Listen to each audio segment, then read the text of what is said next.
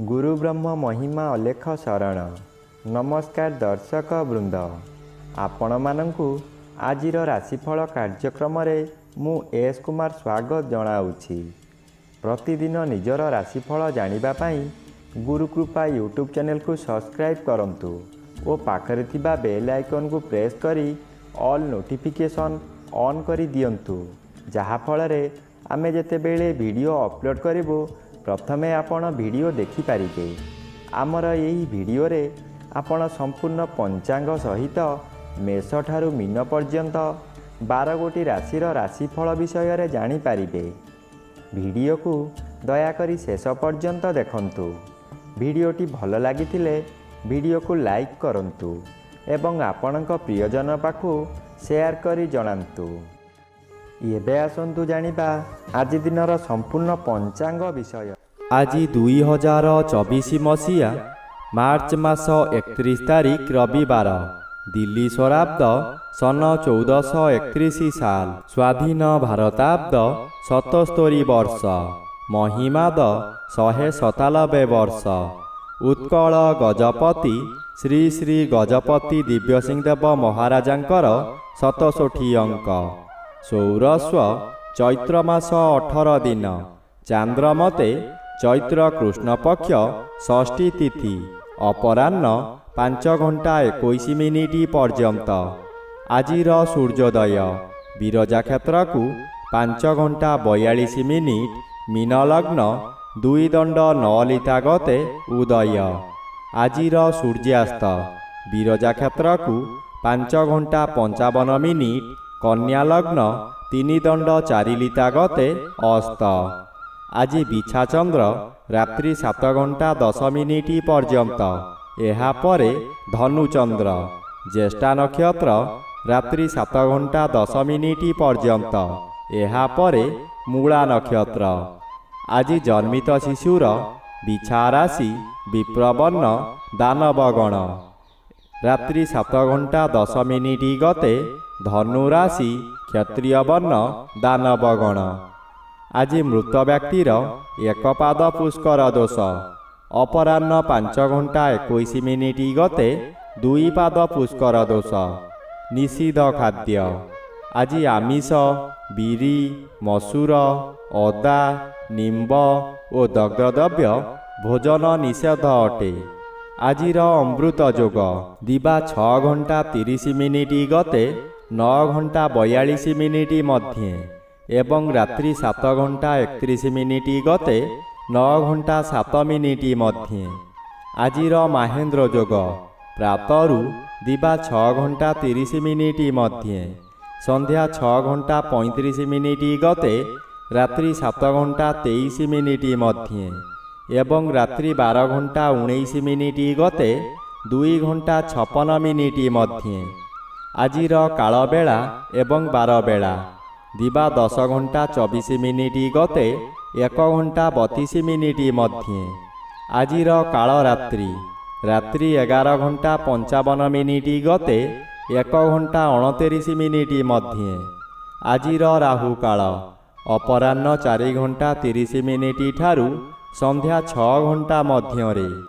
आज रात्रि 7 घंटा 10 मिनिट गते तुला राशि और कुंभ राशि घात चंद्र।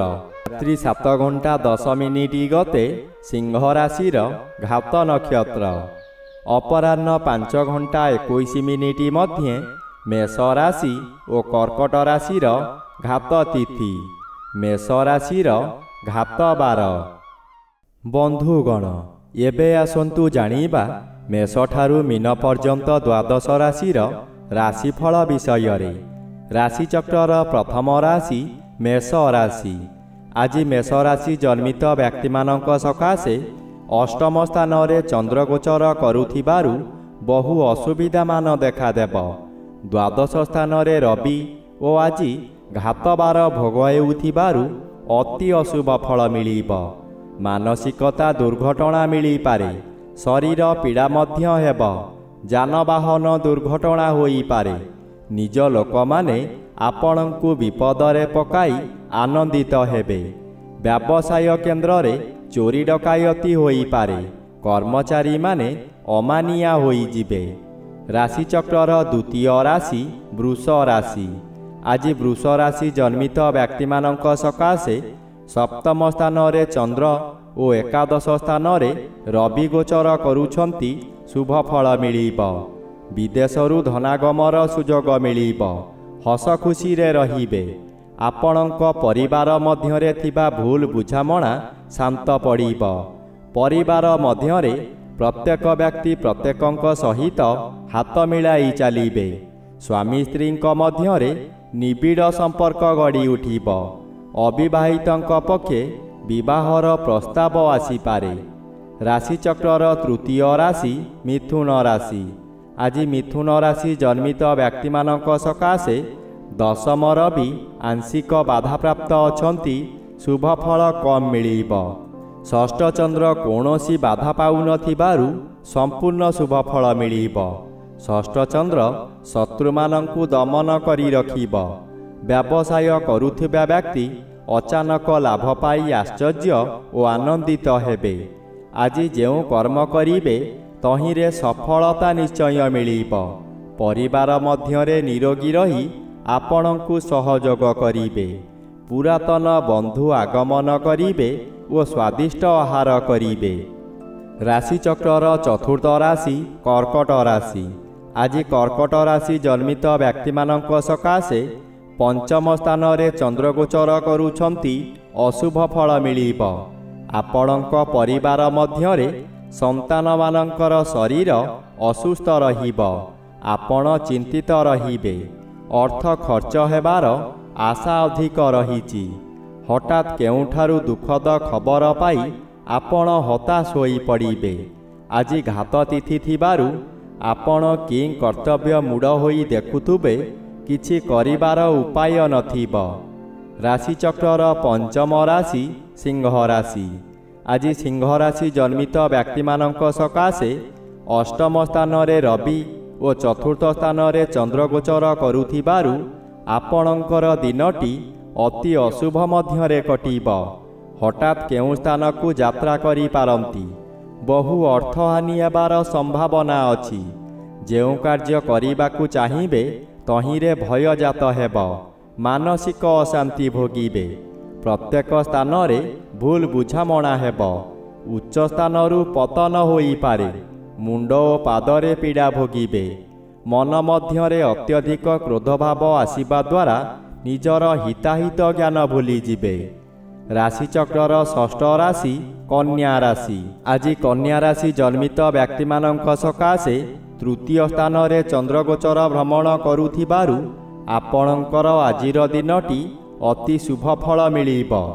ଅଚାନକ କେଉଁଠାରୁ ଶୁଭ ସମ୍ବାଦ ପାଇ ଖୁସିରେ ଆତ୍ମହରା ହୋଇ ଉଠିବେ। ଆର୍ଥିକ କ୍ଷେତ୍ରରେ ଅଚାନକ ଅର୍ଥ ମିଳିବାର ସମ୍ଭାବନାକୁ ଏଡ଼ାଇ ଦେଇ ହେବ ନାହିଁ। ଆଜି ଯେଉଁ କାର୍ଯ୍ୟ କରିବେ ତହିଁରେ ସଫଳତା ନିଶ୍ଚୟ ମିଳିବ। ସପ୍ତମ ରବି ଆଂଶିକ ବାଧାପ୍ରାପ୍ତ ଅଛନ୍ତି। ଅଶୁଭ ଫଳ କମ୍ ମିଳିବ। ଖାଦ୍ୟଜନିତ କାରଣରୁ ପେଟ ରୋଗ ହୋଇପାରେ। ରାଶିଚକ୍ରର ସପ୍ତମ ରାଶି ତୁଳା ରାଶି। ଆଜି ତୁଳା ରାଶି ଜନ୍ମିତ ବ୍ୟକ୍ତିମାନଙ୍କ ସକାଶେ ଷଷ୍ଠ ସ୍ଥାନରେ ରବି ଗୋଚର କରୁଛନ୍ତି। ଶୁଭ ଫଳ ମିଳିବ। ଆପଣଙ୍କର ଶତ୍ରୁମାନେ ଆପଣଙ୍କ ପାଖରୁ ଦୂରେଇ ଯିବେ। ମନରେ ସନ୍ତୋଷ ଲାଭ କରିବେ। ଚନ୍ଦ୍ର ଆପଣଙ୍କର ଦ୍ୱିତୀୟରେ, ଏହା ଅଶୁଭ ଫଳଦାୟୀ। ଆଜି ଆପଣ ଯାହା ଚାହିଁବେ ତାହା କରି ନ ପାରିବାରୁ ସମାଲୋଚିତ ହେବେ। ପ୍ରତ୍ୟେକ କାର୍ଯ୍ୟ କରିବା ପୂର୍ବରୁ ଭଲ ଭାବରେ ଚିନ୍ତା କରି କାର୍ଯ୍ୟ କରନ୍ତୁ, ନଚେତ୍ ଅଯଥା ବିବାଦରେ ଫସିଯାଇ ବହୁ ଧନହାନି ହେବାର ସମ୍ଭାବନା ଅଧିକ ଅଛି। ରାଶିଚକ୍ରର ଅଷ୍ଟମ ରାଶି ବିଛା ରାଶି। ଆଜି ବିଛା ରାଶି ଜନ୍ମିତ ବ୍ୟକ୍ତିମାନଙ୍କ ସକାଶେ ଶ୍ରୀଚନ୍ଦ୍ର ଅନ୍ୟ ଗ୍ରହ ଦ୍ୱାରା ବାଧା ପାଉଥିବାରୁ କେତେକାଂଶରେ ଅଶୁଭ ଫଳ ମିଳିବ। ପଞ୍ଚମ ରବି ମାସର ଦ୍ୱିତୀୟାର୍ଦ୍ଧରେ ଶୁଭ ଫଳ ପ୍ରଦାନ କରନ୍ତି, କିନ୍ତୁ ରବି ଅନ୍ୟ ଗ୍ରହ ଦ୍ୱାରା ବାଧା ପାଉଥିବାରୁ ଅଶୁଭ ଫଳ ମିଳିବ। ଆପଣଙ୍କ ପରିବାରରେ ସନ୍ତାନ ପୀଡ଼ା ଦେଖାଦେବ। ଏହି ସମୟରେ କୋର୍ଟ କଚେରୀରେ କେସ୍ ହୋଇ ଆପଣ ଦଣ୍ଡିତ ହୋଇପାରନ୍ତି। ମନ ଅସ୍ଥିର ରହିବ। ଆପଣ ଉପବାସରେ ରହିବେ। ପାଖରେ ଖାଦ୍ୟ ଥାଇ ମଧ୍ୟ ଖାଇପାରିବେ ନାହିଁ। ରାଶିଚକ୍ରର ନବମ ରାଶି ଧନୁ ରାଶି। ଆଜି ଧନୁ ରାଶି ଜନ୍ମିତ ବ୍ୟକ୍ତିମାନଙ୍କ ସକାଶେ ଦ୍ୱାଦଶ ସ୍ଥାନରେ ଚନ୍ଦ୍ର ଓ ଚତୁର୍ଥ ସ୍ଥାନରେ ରବି ଗୋଚର କରୁଥିବାରୁ ଅଶୁଭ ଫଳ ମିଳିବ। ହଠାତ୍ ଆପଣଙ୍କୁ କେହି ବ୍ୟକ୍ତି ବିପଦରେ ପକାଇ ପାରନ୍ତି। ଏଣୁ ଆପଣ କୌଣସି ସିଦ୍ଧାନ୍ତ ନେବା ପୂର୍ବରୁ ଚିନ୍ତା କରି ନିଅନ୍ତୁ। ବିଶେଷ କରି ନାରୀମାନଙ୍କ ସହ ଝଗଡ଼ା ହେବ ଓ ଆପଣ ଉତ୍ତେଜିତ ହୋଇ ଭୁଲ କରି ବସିବେ। ଦ୍ୱାଦଶ ଚନ୍ଦ୍ର ଆପଣଙ୍କୁ ଅନ୍ଧ ଭଳି କାର୍ଯ୍ୟ କରାଇବ। ହଠାତ୍ ଏପରି ପରିସ୍ଥିତି ଆସିବ, ଆପଣ ବହୁ ଅର୍ଥ ବ୍ୟୟ କରିବାକୁ ବାଧ୍ୟ ହେବେ। ରାଶିଚକ୍ରର ଦଶମ ରାଶି ମକର ରାଶି। ଆଜି ମକର ରାଶି ଜନ୍ମିତ ବ୍ୟକ୍ତିମାନଙ୍କ ସକାଶେ ତୃତୀୟ ସ୍ଥାନରେ ରବି ଓ ଏକାଦଶ ସ୍ଥାନରେ ଚନ୍ଦ୍ର ଗୋଚର କରୁଛନ୍ତି। ଶୁଭ ଫଳ ମିଳିବ। ଆଜି ଆପଣ ଯାହା ଚାହିଁବେ ତାହା କରିପାରିବେ। ବହୁଦିନର ଆଶା ଆଜି ପୂରଣ ହେବ। ଉପକାରୀ ବ୍ୟକ୍ତିମାନଙ୍କ ଦ୍ୱାରା କାମ ହାସଲ କରି ପ୍ରଶଂସା ପାଇବେ।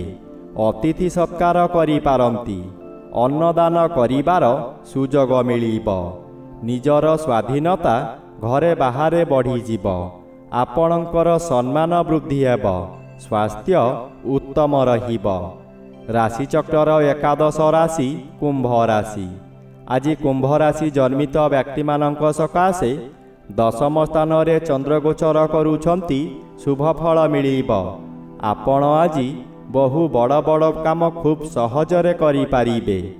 ଉଚ୍ଚ ସମ୍ମାନର ଅଧିକାରୀ ହୋଇପାରନ୍ତି। ପୂର୍ବରୁ ଯାହା ଚାହୁଁଥିଲେ ତାହା ଆଜି ପୂରଣ କରିବାରେ ସଫଳ ହେବେ।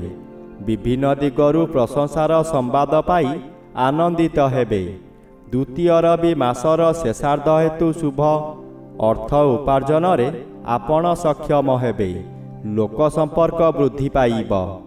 ରାଶିଚକ୍ରର ଦ୍ୱାଦଶ ବା ଶେଷ ରାଶି ମୀନ ରାଶି।